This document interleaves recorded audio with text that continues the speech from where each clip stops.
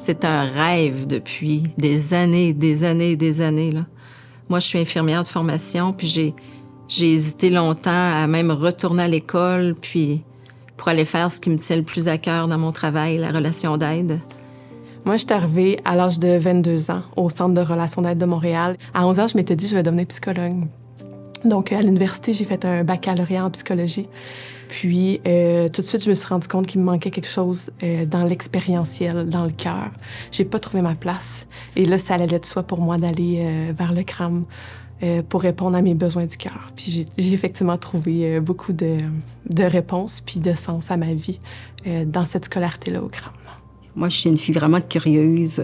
J'étais à la bibliothèque, puis je suis tombée sur la communication authentique de Colette Portelance. Puis je me suis dit, wow! J'étais vraiment imprégnée par ce livre. Je me suis dit, apprendre à communiquer comme ça, j'aimerais. C'est pour ça que j'ai fait les suivis puis les démarches pour me rendre au CRAM pour travailler sur moi.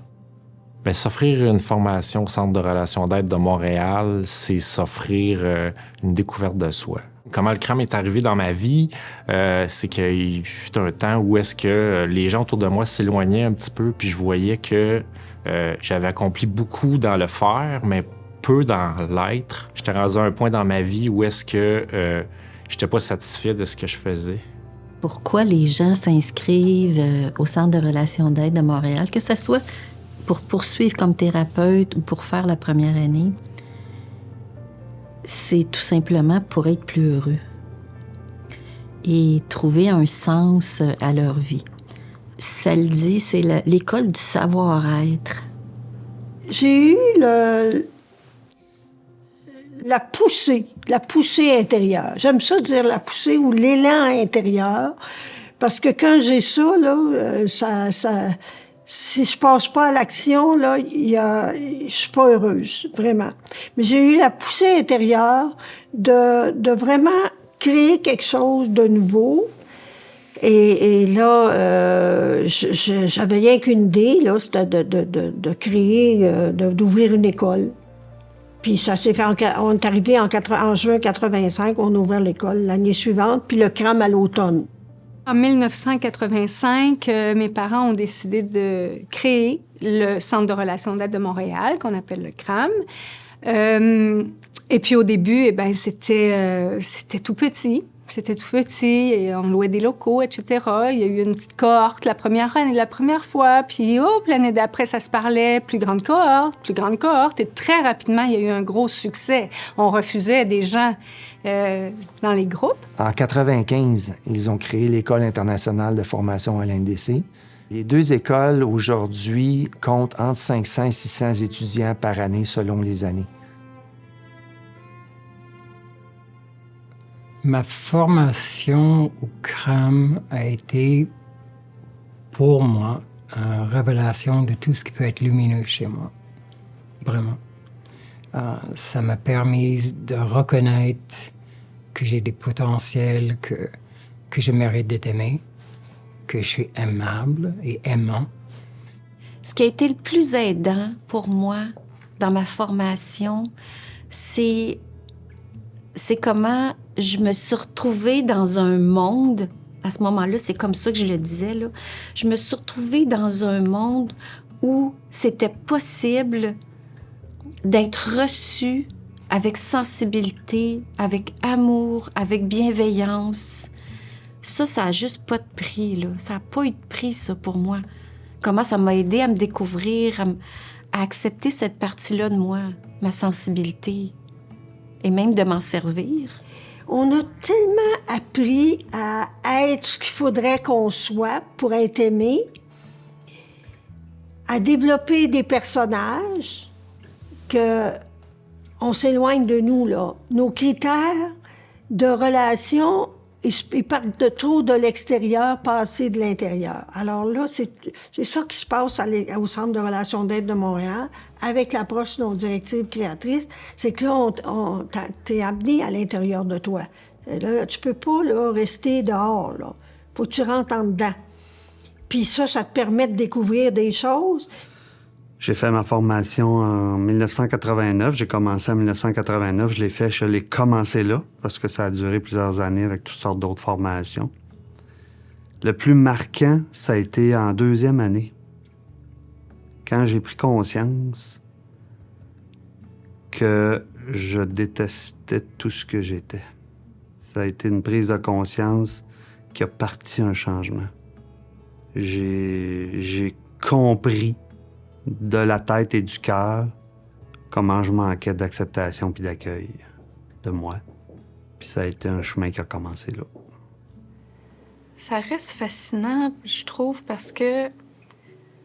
Pas que moi, je suis fascinante, là, mais je connais le CRAM depuis que je suis tout petite. Tout le langage, les concepts, j'aurais jamais cru que ça me changerait autant, mais je suis arrivée en première année complètement... J'avais complètement perdu l'amour de moi puis ma valeur. Et ça fait que je faisais des choix qui s'en allaient à l'inverse de ce que j'avais besoin, réellement, parce que j'avais pas confiance en moi, puis je pensais pas que ce serait possible de transformer ça. Mais j'ai quand même plongé dans la formation, dans la connaissance de moi, dans découvrir tout ce que je peux transformer dans ma relation à moi qui fait que lentement, j'ai retrouvé. Puis ça s'est fait lentement, c'est un processus. T'sais. Présentement, je suis étudiant dans la formation CRAM en première année. Et déjà là, ça m'apporte beaucoup à moi, ça m'apporte beaucoup d'introspection, ça m'apporte un moment où est-ce que je m'arrête pour réfléchir, me déposer, comprendre aussi mes différents fonctionnements, mes différentes relations. Ça me permet déjà de mettre en pratique avec ma fille beaucoup. On utilise la formation ensemble, on essaie d'aller plus profond, on essaie de discuter plus authentique, on s'accueille, on essaie de nommer ce qui nous déclenche. Fait que déjà là, la formation, elle m'apporte beaucoup. Qu'est-ce qui se passe pour les étudiants qui font la formation, là? La première chose que j'ai remarquée, c'est le droit d'être ce que je suis. C'est le sentiment de liberté pour m'exprimer. Ça donne une liberté d'être que la plupart, on se donne pas avant de commencer une démarche comme ça, là. Bien, Colette Portelance, c'est ma sœur. J'en suis très fière. Puis, ben, c'est une femme qui a créé une approche assez exceptionnelle, qui fait que il y a toutes ces personnes qui se sont ralliées à l'approche en se faisant former, en étant formées à l'approche non directive créatrice. Elle a eu un élan de génie créateur quand elle a créé l'approche, puis elle a continué à créer toujours, puis encore à l'âge qu'elle a, elle continue encore à créer, puis ça s'arrête jamais. Au CRAM, il y a 2 volets. Il y a le volet développement personnel, puis il y a le volet professionnel. Dans le volet développement personnel, ben on offre des ateliers de 2 jours, des conférences ateliers, des groupes de parole, de soutien, tout ça. Puis il y a le volet professionnel, où on forme des thérapeutes par l'ANDC. Alors, c'est une formation de base de 3 années. Il y a des gens qui viennent pour un changement de carrière, puis il y a des gens qui viennent principalement pour le développement personnel. Le centre de relations d'aide, pour moi, je le répète, c'est pour moi l'école de l'amour, dans le sens où on apprend à s'aimer, à faire un travail sur soi dans de la bienveillance envers soi, de l'accueil de soi, de l'amour de soi. Je dirais que c'est une partie qui est tellement essentielle. C'est ça, entre autres, qui a été très transformateur pour moi. Ma formation au centre de relations d'aide m'a apporté beaucoup de choses. Au départ, je viens de loin, je dirais. Je suis un ingénieur de formation, donc la place de l'émotion, assez peu. La place aux peurs, assez peu. Donc, c'est un monde que je connaissais pas, mais que je portais en moi. Ouais, je dis souvent la même chose. C'est peut-être le plus beau cadeau que je me suis fait dans ma vie, cette formation-là.